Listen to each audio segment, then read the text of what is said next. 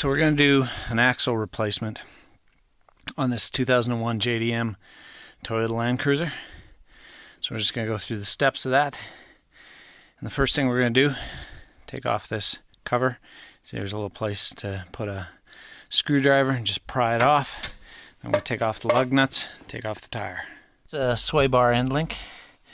That's a 14mm bolt on the top, and then we're going to use a bearing puller to pop the two pieces apart. I'll give it a light tap with a mallet just to see if it'll come off first, and if not, then we'll use a puller. There's the sway bar end link. I did have to pry this up with a screwdriver. It was just stuck a little bit, but just tapping it with a rubber mallet seemed to work just fine in this case. If I didn't succeed at that, I was going to have to use that bearing puller tool right there. We have a kit with a bunch of, they come in kits and they have a bunch of different types of pullers, and I just would have fastened it around there and then clamped down on that big bolt, and it would have pushed the bearing or the end link back out again, or pulled the sway bar up. Now, full disclosure, I have the other side of this on the other side of the Landcruiser undone already. And that means this bar can sway up and down, so it makes it a little bit easier to have the other side undone. Take the bolts off both of them. So, full disclosure.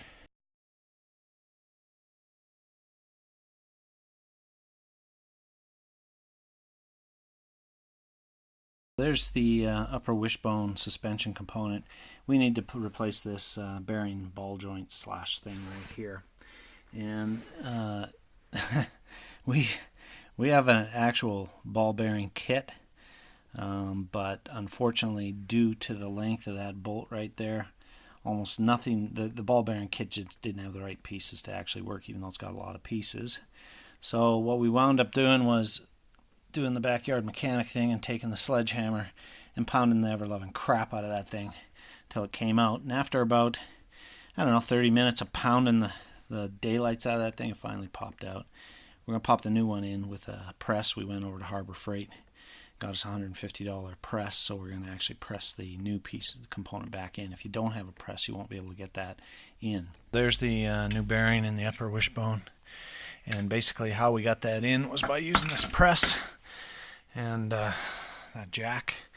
And then what we did was we took some from a bearing kit. We took these two pieces and we set them on top. Not these things, but we set these on top of this thing on the other side, on this side here. And then what we did was we sort of balanced this on the inside here, made sure that it was sort of went in like this, and we got it in there, and then we pushed it in after we'd taken off the bolt and the rubber bushing there.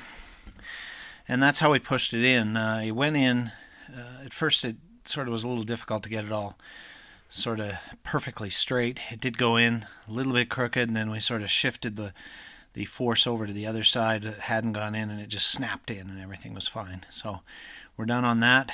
We're ready to reinstall the wishbone back into the car. Again, this is the upper wishbone of the suspension. We still got some stuff to do on here. As you can see, I still got to put those rings back on here to hold it into place. One to hold the rubber gasket on, and then the other one to actually hold the thing in place, or to make sure it doesn't pop out. You can see there's two snap rings. The first one goes way down here, and I put it on before I put this the boot on here, and basically I just had to put one end in and then slowly work around with a screwdriver, pushing down until all the other ends were in. The second clip ring is right here, and it's on the boot, and it holds the boot into place. And the boot went on. It was a little difficult because you got to stretch it over the edge of the bearing. So just work around it, sort of pushing down as you sort of push your fingers down on it and work it around. And then this thing I put on, I put it on after the fact and brought it over the top by spreading it pretty wide and getting it hooked in down below here. And then what I had to do is basically just take a screwdriver and very carefully push it into place, making sure that I didn't damage any of the rubber up here, because then that would sort of defeat the whole purpose of the thing. So that's all we did, and it went back in and it's undamaged, so we're good. And now we're going to put it back into the vehicle. Put that upper wishbone portion suspension in. These are the bolts that hold it in. When you're taking these in and out, and there's where they go, there's one slot and the other slot. In this configuration, what happens is the bolts are on the outside of where you're actually working. So one bolt will be on this side and the other bolt will be on the other side, and the nut will feed in from the other direction. And you can see that they've got these sort of funky washers on there with the little keys on them that slide into a slot. So these things hang up and down like this. And that's how they go back in there. So for instance, this one will go in on this side over here, and I'll put it in on this way and then do up the bolt once I got the suspension up there. You can see we got the wishbone back in, and you can see the bolts on the outside there. There's a bolt over there, or a nut over there. The nuts are on the outside, the bolt goes through on the inside here, and this was quite a bit of a pain to get in because it tends to want to flip and flop around. It's great if you have two people do it. I didn't. I was able to get it back in, and it took quite a bit of time to do it, but just stick with it and you'll get it. And you can see the other one over on the other side over here. I haven't got those perfectly torqued down yet. In order to get that thing off, we had to take this linkage off.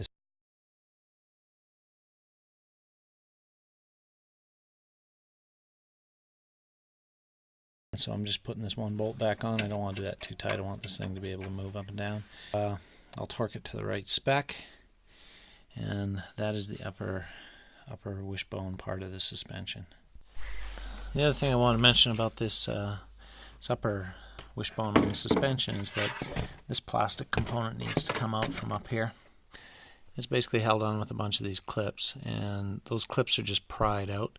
And you might break a few. You can go over to a parts supply place and get a bunch of new ones, maybe even better than these ones. But those just go up into these slots right in here, and they just pop out and pry out. There's a few down below here too. And they just pry out, and the whole unit pops out. This whole piece of plastic. There's one of the sway bar end links put back in. It's just one bolt that goes in from the side, and then the sway bar will go in between these two grommets right here, these two washers. And they'll be cranked down, and that's that.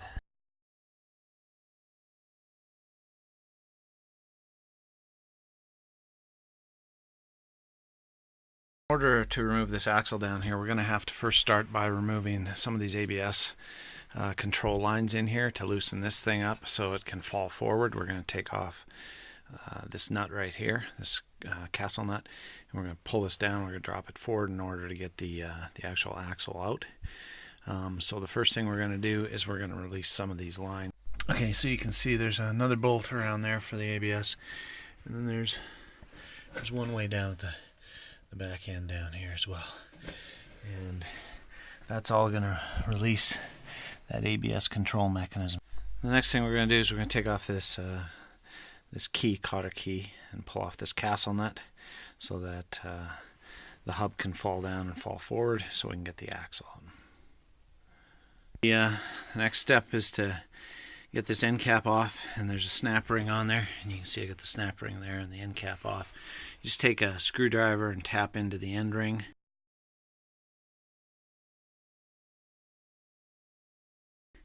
And eventually pry it off all the way around. And with the snap ring, I just got a bunch of these tools over at Harbor Freight that allow you to open up that snap ring and slip a screwdriver behind and then pry it off. So that's all we did to get that snap ring off right here. And that allows that's all you need actually in this particular model to get the axle to go back through there. As you can see, we're also going to pull out this tie rod here. We're going to, inner and outer, we're going to replace them both. And we're going to loosen this castle nut. I've already pulled the pin out of it. So we're going to loosen that up. That'll also allow the hub to fall forward. To get that tie rod out, I'd use that puller and this breaker bar. That's how tough it was to get that thing to separate. When it separated, it was just this huge crack and the thing came apart.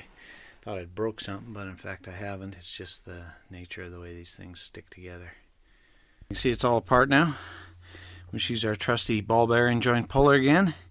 And with this massive explosion, everything fell apart and came out, but nothing was damaged. just part of the way it hangs together. Once you get it to this point and you got the axle loose, you can pry it out of the back end.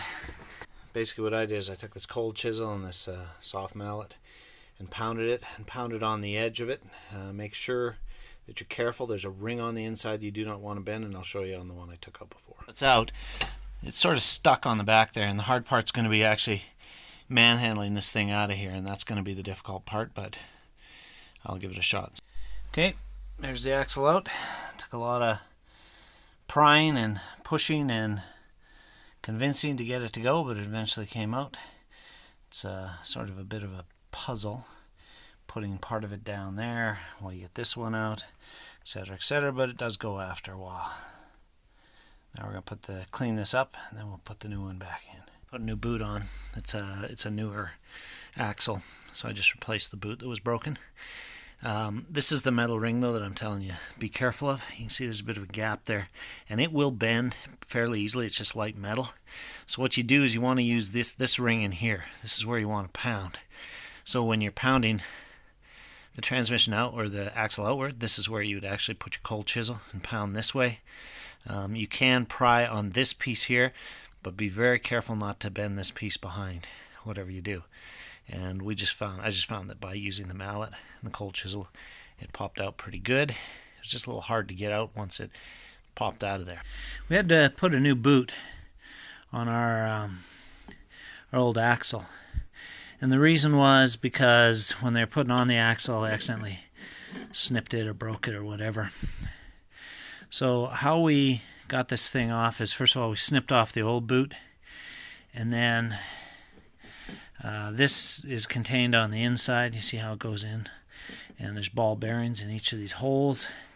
And then this item, that item goes right on there, and that is held on with this clip ring here. It's a little tiny one. And so what you do is you would put this back on, pull this back over top, put the ball bearings in, put a bunch of grease in there or whatever, put the ball bearings in so that this thing goes on correctly. The ball bearings would go in there. And then this thing goes over top of it. This black thing right here. And the only thing holding that on is this big giant round ring on the inside. So that big giant round ring on the inside, it's fairly easy to get off. We just use some of these pries, some of these pokers to get that ring off, and it's just on the inside there. It's just on the inside of that thing. Once that comes off, then that thing slides off. Then you get access to each of these piece components, and there's your ball bearings down there. So like I said, this just goes back on. This goes over top of it. The ball bearings go back in, right in there, and then that thing goes back on, and lastly, the big ring goes on. This little ring goes on to hold this thing on right down in here. And that's how you get, and then you clip these back in with the new bands. And that's how you'd replace a boot on a broken boot on a brand new axle. So we did have some issues trying to get the axles back in. It doesn't go in as easy as people make it out to be, but we started with this end and got this end in. What we did find was that on these particular Landcruisers, this hub has a sort of a two-stage or a separate set of teeth, and you have to push the axle in to one point where it stops, and then rotate it a bit to get it to go into the second set of teeth. And if you find you're having trouble getting in, you might need to file the ends a little bit, just file any damage or anything on the ends to get it to go in, and that's what we found on the other side.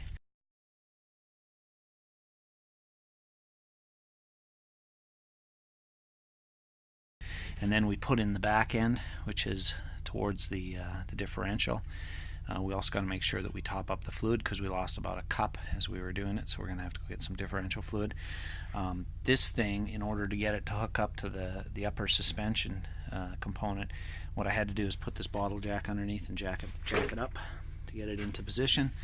But overall, that looks like it's good. We've got the ability to put the clip ring on out here, which is what we want to hold it in. But before I do that, I'm going to have to pound in the other end, make sure it goes in first, and then make sure it's all nice and lined up, and then pound it in with the metal ring that's on the actual axle. Do not use the boot. That's what happened with the last place.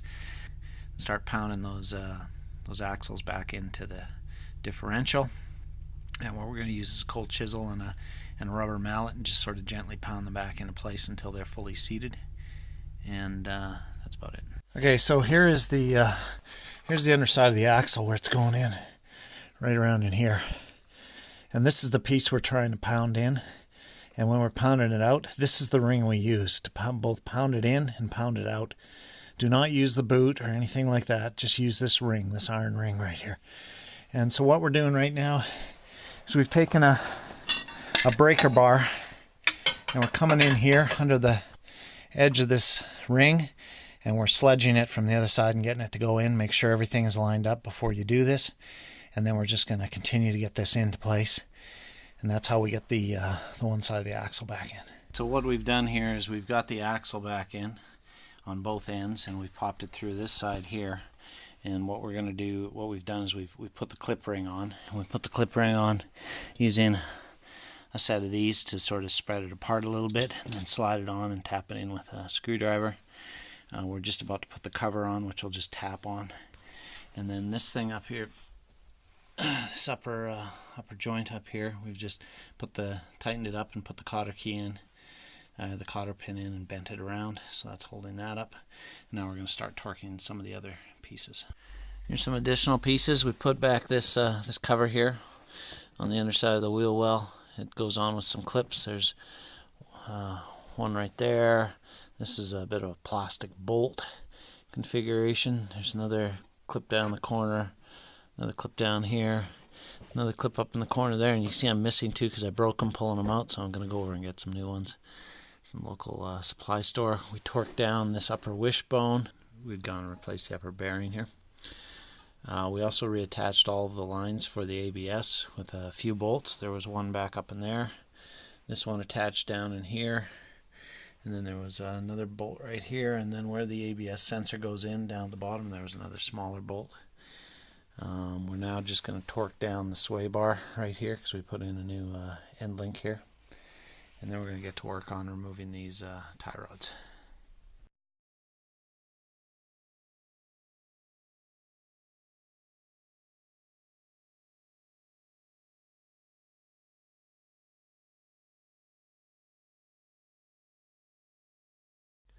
Okay, here's the underside of the differential. I'm on the driver's side, but remember this is a JDM vehicle, so the steering wheel's on the right-hand side. So I'm over on the right-hand side of the vehicle. I'm looking up. You can see I've got two ports. They take a 10 mil hex nut, so I had to go buy one. I set over at Harbor Freight for about $30. And the upper one you can see is open. That's the fill. The lower one, the drain, is closed right now. I'm just going to top up. I'm going to do a drain and a replacement on this, but we need to use the vehicle for a bit here. So we're just going to get it out the door here and by topping it up, and then once it comes back in a couple of weeks, then we'll do a drain through the lower plug and then a refill through the top. And what I'm going to use to actually get the fluid up there is I'm going to use a siphon. You can get these for about $20, again, over at Harbor Freight or someplace like that. And they're basically a huge syringe, and so you can suck the fluid in and then pump it up to the top to fill it. And that's also how you get all the fluid out of certain types of differentials where you can't drain at the bottom. And the idea here is just basically to fill it back up until you can touch the fluid on the inside when you put your finger in there to actually see, since there's no dipstick or anything like that on this particular vehicle. So we're going to pump the fluid back in. We went over to Toyota and got the actual proper differential fluid, and what we're going to do now is we're just going to pump that fluid up and top it up. Okay, there's the Diff Fluid from Toyota, and for those of you who've maybe never seen this, and you'd be surprised how many, that's the tool for opening the can and how you open the can, and then you can pour it into another container to store it.